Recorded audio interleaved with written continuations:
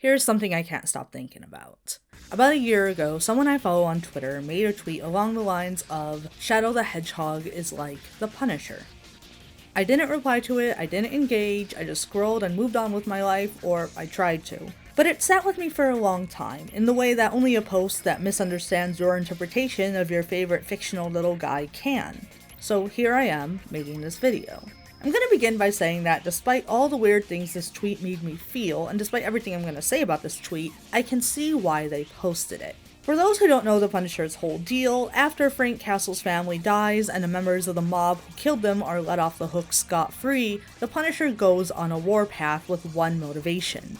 If the justice system won't take these criminals down, he'll do it himself. It doesn't end with the mob. Any crook in his bloody warpath becomes a target, until that violence consumes him. Shadow the Hedgehog at a glance has all the aesthetic pieces of the Punisher. The affinity for heavy artillery, deadly weaponry, strong displays of power, all balanced with a protector archetype. He has no time for the bureaucracy, especially not the same bureaucracy that in many ways has ruined his life and left him floundering for any sense of justice in the world. Just like the Punisher, he's even served time in the armed forces for a bit. Who better than Shadow would understand the flaws in the system? The same system that killed everyone he ever knew and thought of his family, that locked him away for being a threat before he even had the chance to prove them wrong. But here's something to keep in mind. In the Punisher's eyes, the law enforcement machine is not working, at least not efficiently. The machine is necessary, but the wheels are rusted and he is the grease. The gears of justice get caught on the muck and he needs to clean house. It isn't that the Punisher hates law enforcement, it's that law enforcement isn't getting the job done. Death penalties can be avoided in the court system, but they can't be avoided when the Punisher is on your heels. You know, on the subject of law enforcement, it's been a strange few months in the United States, politically speaking. We have untrained law enforcement with constitutional protections on steroids, breaking down doors, violently arresting people, deporting families, terrorizing everyone they see with a skin tone darker than Pantone beige desert ivory, and murdering unarmed residents in the streets in cold blood. That's not the strange part, that's just a Tuesday for us, to be honest. The strange part is the schism between political affiliations as they get starker than ever. The way some people are bending over backwards to defend the most heinous parts of all this, as others march into streets against it. Everywhere we look, we're seeing a shift in how everyday people discuss the justice system machine. The Punisher's issue with the machine is that it isn't effective enough at what it does. It lets too many crooks off the hook with their lives intact. And so he must be the replacement. So when someone posits that Shadow the Hedgehog is like the Punisher, by transitive property, what we need to ask is, how does Shadow feel about the machine? Here's something I can't stop thinking about. Shadow, for all his boasting and acceptance of his role as the ultimate life form, never asked to be the ultimate life form. It was thrust on him just like a dozen other roles, really. His purpose is split between being weaponized for a gun as an undying soldier, being groomed for Black Doom's apocalypse, and being harvested for Maria's health. He's going to save this girl. No, he's going to save us all. No, he's gonna doom us all. He's a service dog on steroids, he's a weapon of mass destruction, he's a multi-billion-dollar wad of clay being molded by every hand except his own. Before he's had his first gulp of recycled space coal in the air, he's been split into pieces for the highest bidders. And that is what Shadow must contend with. When your purpose has been bought and sold, how do you choose who you will be? Who are you when you're told from birth that you exist for the consumption and control of others? It's one of the themes that gives me something to still chew on when I consider Shadow the Hedgehog 2005. I've mentioned this on my channel before, but the story of Shadow 05 is not a narrative about a hedgehog with a missile launcher choosing between bullet-riddled revenge and explosive heroism. Or at least, that's not all it is. It's a story about identity. It's not about what Shadow was designed to do, it's about who he is. You're bombarded with the theme at every turn. I am all of me, and I am all I am. This is who I am. No, this is who I am. Until the bittersweet conclusion where Shadow decides that it does not matter what his past is. It does not matter if he was made for Maria, or made for the world, or made for the military, or made for Black Doom. Sayonara to them all and to his government-assigned purpose. He is now remaking himself for himself. His choice to protect this world is no longer a burden saddled onto him by a dying girl. It's a choice that he makes again and again. And that's what makes what happens in Shadow Generations so interesting to me. I should say here, to get ahead of some comments, Shadow Gens has been characterized by some as a step backwards for Shadow's character after Shadow 2005. And while I see where people are coming from, I'm gonna gently push back on this idea. After all, like I said, Shadow 2005 is about who Shadow decides to be, about his identity. Shadow Generations is about how that identity holds up in the ultimate test of who we are. Grief.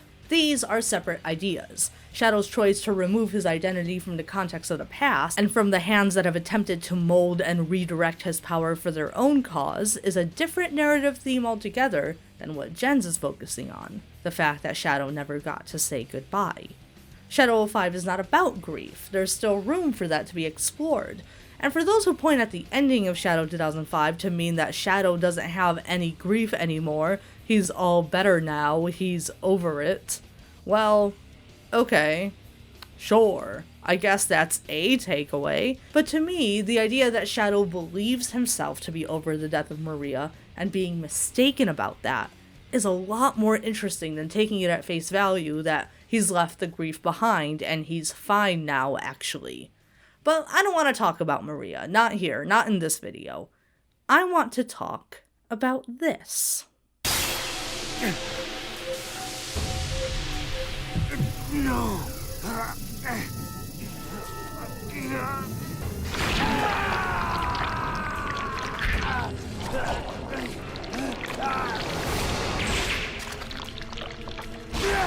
Throughout this game, Shadow finds himself yet again being molded and changed, this time literally, physically, his body twisted for the purpose of someone else, for a dark deal made before he was even a twinkle in a petri dish. His instincts sharpened, his anger fueled, new bones painfully ripping through his flesh to make wings he never knew he could grow, all in the name of the dark machinations of a father he rejected, that he thought he killed. His body is transforming against his will, and for most of the game, he does not even know what is happening to him. He's clearly in pain, despite what he tells Maria. Are you in pain? No. But there's no control over what his body is doing. You know, before Sonic 06, Shadow's relationship to his own body seems to have been shaped primarily by resentment. This is the body that Shadow resented for being a weapon, the body that he resented for being unable to save Maria. The alien DNA that made the humans on the Ark see him as the other, the brain that was tampered with and infected with false memories by Gerald. He implies to Sonic in Sonic Battle that perhaps he'd be better off dead, that the world would be better off without the power coursing under his skin. His complicated relationship with his body is why his feats of strength in the name of the mission he's chosen, to protect this world and the people on it, are so satisfying to watch these days. This is Shadow being all he is. He's honed himself towards a purpose. We are seeing what the clay is shaped into by his hands alone. But in White Space, the growth that he's made in developing his own purpose, his own bodily autonomy and agency, is disregarded. And that's a loss that, if you ask me, rivals that of Maria. To me, the implications are horrifying, but they're horrifying in their familiarity.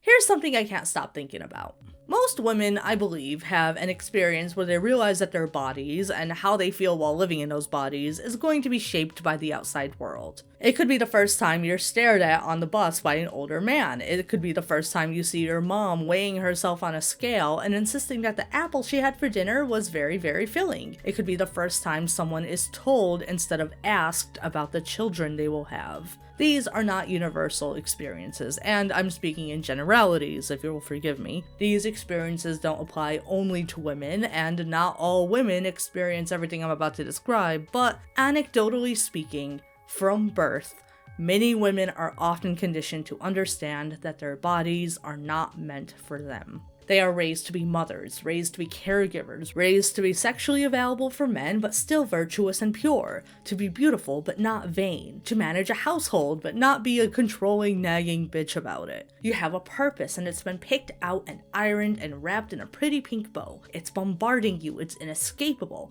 This is flattering, this is not. This is what to wear, this is what not to wear. This is you, But this is you perfected. This is you refined. This is you molded like a wad of clay in the hands of men. It takes and it takes. You're a giving tree reduced to a shapely, hypersexualized stump. It's hell. And for a lot of people, it causes them to resent the bodies they live in for what they're put through. Puberty is awful for most people, regardless of gender, but when it comes with this added layer of being seen, of being ogled and stared at, it becomes downright dehumanizing. This doesn't even touch the surface on the trans experience. For many people, puberty goes from awful to traumatic. It's a primordial source of body horror, a growth we can't stop. The horrifying experience of being morphed into something alien to our sense of selves. And when you mix in the leering and the comments from our peers, it can feel like we're being morphed into something else for the needs of someone else. Who are you when you're told from birth that you exist for the consumption and control of other people? That question is why having no control is a common staple of horror. The terror of being the clay. And when I was pondering Shadow's story, I found myself considering Stephen King's Carrie. Stick with me here. At the forefront, Carrie is about bullying, religious trauma, and abuse, but all of these things are subsidiaries of control. Her mother is a religious fanatic who tortures and imprisons her for not adhering to impossible standards of holiness and cleanliness. Her classmates are cruel to her for seemingly no reason other than being weird and awkward. They mock her, her clothes, the way she talks, for her not understanding innately who they believe she should be. And the period scene. God, I could write a whole video about the period scene on its own, but part of the horror of the scene, alongside the way she's viciously tormented, is that Carrie doesn't know what is happening to her. She is bleeding, and she doesn't know why, and it terrifies her, not just because of the visceral reality of seeing your own blood without knowing the cause, but because puberty, this metamorphosis, is just one more thing in the list of aspects of her life that she has no control over. Her eternal soul, her social standing, and now her body. She has power, terrible and awesome power, but she struggles through most of the movie to harness it because she hasn't even had a chance to find out who she is, just that she is failing at every role thrust upon her. The horror in Carrie isn't in her supernatural powers, it's in the powers against her. It's her mom locking her in a closet. It's the cruelties of her classmates. It's how she's branded as a witch the minute she uses any power for herself. But alongside that, it's how, in the social machine, everyone reacts to her changing body and how no one treats it like it's hers.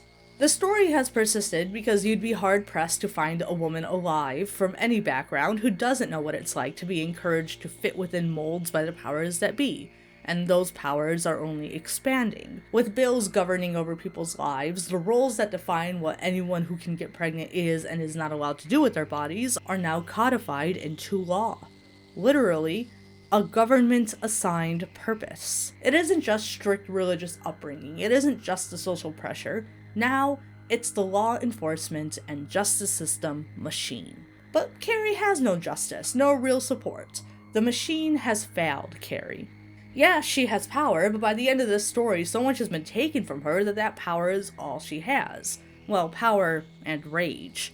Like the Punisher, Carrie is fueled by rage. She never had a choice, and now this is who she is. Carrie kills, and she kills everyone. Everyone who ever wronged her, thrown in a blender of her fury, along with anyone unfortunate enough to be in the warpath. She becomes a weapon, and she gets her own damn justice.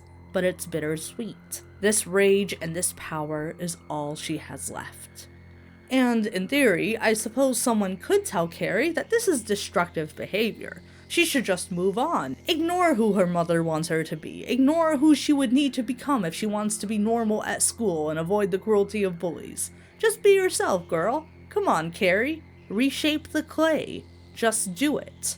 But after the trauma inflicted by what comes packaged into whatever role your body forced you into, when you take away the clawing hands of everyone else, is the clay that remains enough to even work with? Sometimes you'll find they've taken more than they've left behind. Sometimes rage is all that's left. Here's something I can't stop thinking about. Shadow the Hedgehog doesn't get to grow up. Shadow never got to be a child. He never grew into a teenager. He came out of the tube fully baked with scientific knowledge pre-programmed into his head and only the need to contextualize it. Wisdom and experience is the only thing that doesn't come in a package. Otherwise, he is ageless, forever young, forever in peak physical form. A weapon does not need to age, it would only rust. No, better to stay pristine and unchanging. Placed next to Sonic, a character defined by movement, by motion, by embracing the changes that come from life, good and bad, Shadow is a stark contrast. He is frozen in time, literally and figuratively. Sonic is freedom, Sonic is agency defined, and Shadow had to claw for any semblance of that, and he resented himself most of the way there. Sonic got to change, to grow. He's high-fiving his younger self on the same day that Shadow Generations takes place, an impossibility for someone like Shadow who has always, physically speaking, just been this. It isn't that Shadow is static, but his growth has never been physical. He isn't growing taller, he isn't losing his baby weight, but he has grown. He has learned to trust. He has learned to find joy in the small things. But now, in a game where Sonic is celebrating his past, Shadow is haunted by it. And then comes this forceful metamorphosis, this reshaping of his body. Yes, it's a change, but it's a mocking one, and it goes against all the real growth that Shadow has had to fight for. The body he's been locked into is finally developing after all the work he's gone through to become his own person, but only so he can become someone else's. He's changing and he doesn't know why. Shadow doesn't know what is happening to him, where the wings are coming from, the source of the thing that calls to him. This isn't growth. It's like a forced puberty, where his body goes from his own to someone else's. Black Doom is asserting that Shadow is something that Shadow is not. A vessel for the apocalypse, the son of Doom incarnate. He insists a future onto Shadow that runs contradictory to the one he chose. Doom is a man who claims that Shadow belongs to him, and seeks to own him, mind, body, and soul, changing Shadow into a more pleasing form, melting his body into a shape it does not recognize for purposes it never asked for. Here's something I can't stop thinking about. Shadow was literally created to be owned and used by an analog for the US government and the military of this world, both coveted and feared for the power he never asked for. The military invaded his community, they killed his loved ones, they laid waste to his home and his history, and they took him for their own, reducing him to an object in storage. They couldn't control him enough to use him, and so they imprisoned him. When he escaped their prison, their next course of action was to try to snuff him out. This is the MO of those in power. When they can't control you, they contain you. When they can't contain you, they can't use you. And you're not worth keeping around. This is why Shadow, with all he's been through, lends himself well to an allegory for the oppressed. Because oppression, in its purest and broadest form, is a lack of agency over your own personhood, and a lack of control over how your personhood is perceived and pursued and used by those in power. People who at their most powerful can shape the world into a more dangerous, deadly, and rigid space, toxic and uninhabitable, without you having any say in it. I've been using a lot of language about traditional female gender roles and queer experiences in this video, because, you know, I'm an AFAB trans person, but dehumanization and disempowerment isn't an exclusively feminine experience. It isn't even necessarily gendered. If you are part of a group that has been denied agency, exploited for labor, or fetishized, you know a version of this experience intimately. This disconnect between your body and what others expect or demand from it. And that's probably all of you, unless I have a budding audience of rich white billionaires, in which case, hi, here's my Venmo. It's why the metaphor extends beyond the typical intersections of gender and sexuality and into a conversation about labor.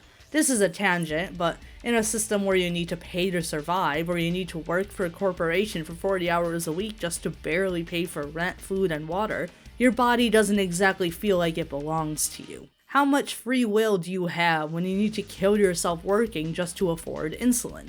And when fitting in and masking and being liked is such a big part of getting a job and keeping it, an underlying message starts to ring true. If you don't fit into the standards that are sold to us, you will lose out on jobs, and lose out on money, and lose out on survival. And there are people who profit off of these standards being upheld. The beauty industry, the entertainment industry, the diet industry, the alpha male seminar industry. They're all designed on some level to tell you who you should be. There is money to be made in telling women how they can best be feminine, telling men how they can best be masculine, and pressuring anyone who doesn't fit neatly into those boxes to stay in their lane. And those standards on what people do with their bodies are being increasingly codified into law. Because of this, you can't talk about the capitalism machine, the social machine, and the justice machine like they're all distinct. They're all just interlocking gears in the same system. Because of this machine, we're all familiar with being molded by the powers that be into a good worker, a good date, a good vessel for someone else's intent. We all know what it's like to not own ourselves. And that's what makes Shadow the everyman. I'm putting it in the context of queer and feminine trauma for this video, but his struggle of being told who he is, of being assigned roles that don't quite fit him, of being given a mission he never asked for, is near universal. If you've ever been told who you are before you can show the world, if you are part of any group that has ever been exploited for someone else's gain, then Shadow the Hedgehog has more in common with you than he does with any cop on the fucking street. Anyways, there are people who will be really annoying in the comments because Shadow is a man and I'm projecting, yada yada yada. And sure, Shadow is a very masculine, manly man who only ever does manly things heterosexually. I'm fine with Shadow being seen as a masculine macho figure, I'm just here for the vibes. To be honest, I barely care about his canon sexual and gender identity. But you know who cares even less? Shadow the fucking Hedgehog. How much weight does an assigned sex at birth have when you're not born but grown in a test tube? What does genitalia matter in the face of all the power of the natural world coursing through your veins? What does heteronormative romance even mean to an ageless being who will survive everyone, who can experience anything? Is rigidity of sex and gender even a blip on the radar for the ultimate life form who defines themselves? Shadow's story is determined by him rejecting who others insist he needs to be. His backstory is soaked in the blood spilled by the forces that bought and sold him, and towards the end of Shadow Generations, Shadow is sick and tired of it. He is sick and tired of watching good people die and not being able to stop it. He is sick and tired of insisting his past has no power, only for it to come back to try to swallow him whole. He is sick and tired of dealing with the same shit on a different day, in a different year, in a different decade. And he is sick and tired of other people telling him who he is going to be. And there is so much goddamn rage. So much that it threatens to swallow what is left of him whole. He almost loses himself to it. And I'm left thinking again about the person on Twitter who said that Shadow is like the Punisher. And while on the surface, again, I see what they're saying, I think it makes less sense than it ever has. Shadow isn't a man with a gun hell-bent on revenge on the darkness of the world. His issues with the powers that be are not that they are inefficient and not deadly enough to sufficiently protect the good parts of the world, especially not when the system is so likely to write off the most vulnerable and disenfranchised as the bad. Shadow has lost more than anyone in the main Sonic cast to the crunching of the machine, to people insisting that his body is supposed to be one thing or another, to people who insisted that he was what the world needed protecting from. The Punisher thinks that the machine is inefficient and broken, but Shadow's story is about what we all know to be true, what the Punisher needs to come to understand, and what we have been witnessing unfold in front of us on the news every day. The machine isn't broken. This is the machine working as intended, and it is in top form. This is what the machine has always been. This is what it was built to do. To control, to categorize on lines of gender and race and borders and ability and class and so forth, and to punish when you fall out of line. To me, Shadow is not an officer enforcing the laws of governing bodies or the laws of nature. He is a victim of both. Shadow, in all his rage and all his grief, is not the Punisher. Shadow is Carrie. Shadow is not the victim of any individual criminal, any single bad man with a bad gun. He is born into the mercy of the system, and the system has no mercy. And at his lowest point, his rage shakes the world. Everyone becomes a target in his bloody pursuit of revenge, an unstoppable force of fury. And the only reason he is swayed is that Shadow has something that Carrie never got. Someone who looks him in the eyes and tells him that no matter what comes next, no matter who he is, no matter how he changes, he will be loved. He has friends in his corner, and they all know that he is strong enough to get through this. And I couldn't tell you where Maria's love and the reassurance of the people around him ends, and Shadow's inner strength and sense of self begins. But what I do know is that when all is said and done, even in the face of powerful men trying to shape him into what they think he is supposed to be, there is enough of Shadow the Hedgehog left to smile, to proclaim his name and his own purpose, and to stay in the fight. Happy Women's History Month, I fucking guess. Is it misogyny to take an International Women's Month video and make it about Shadow, the manly man, masculine, 100% canon, heterosexual hedgehog who Takashi Iizuka said himself has a cock? Maybe. I don't know, but the video on Rouge de Bat's tits isn't done yet. So this is a lot shorter than my usual videos. 2 of my recent videos, mainly the Shadow War on Terror video and the Gravity Falls Book of Bill video, both took over a year and a half to finish. I'll keep making those massive projects. I have a couple of them in the pipeline in the next few months if everything works out. But something I'm gonna push myself to do more of are shorter videos like this and like my Shadow Vampire video. Or, well, short for me. That way, while people are waiting for the videos that I've spent a lot of time on, I could occasionally pivot to something more manageable, just to stay alive in the algorithm and appease the YouTube gods. Shorter videos like this are not in my wheelhouse, so it'll be a fun challenge. There was a lot of stuff I cut about Shadow joining Gun, because it was mostly a repeat of everything I said in my Shadow 9/11 video, which, by the way, you guys should watch. I'm very proud of that one. On Patreon, I have a mostly monthly Zoom call with my patrons, so I'll probably have a conversation about those points and more cut content there. But yeah, this one's shorter. I'm a certified yapper, so it isn't easy, but I want to move more towards YouTube being a viable source of income, and it eventually, maybe, possibly, replacing one of my day jobs. One day. Maybe. Until then, videos are just gonna take forever, you know the drill. But hopefully these shorter videos mean you see me around more. Bye!